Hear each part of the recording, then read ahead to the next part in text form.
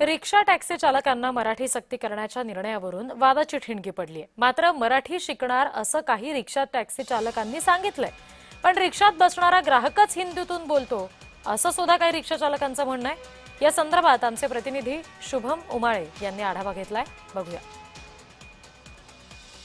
आपल्याला मराठी येते का आणि आपण मराठी बोलणार का? आता आपल्याला वेळ पण आहे। मराठी में बोलना और मराठी बोला पाहिजे और थोड़ा मराठी मला येतो।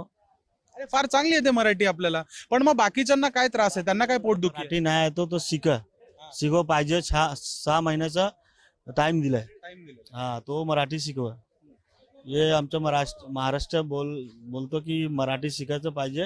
रिक्षामध्ये हो या तो कोणी जी आदमी होतं मराठी आना पाहिजे। 6 महीना है, सीखोगे? हाँ 6 महीना साल है। अभी मुंबई में कितने टाइम से रह रहे मेरे को तो हो गया 15 साल। 15 15 साल में ऐसे कभी लगा मराठी सीखना चाहिए? ना ऐसा तो नहीं लगा, लेकिन अब लगेगा कि अब सीखना चाहिए मराठी। आता कालावधी वाढवलेला आहे 6 महिन्याचा। 6 महिन्यात किती चालक मालक हे मराठी शिकतील, काय अंदाज आहे?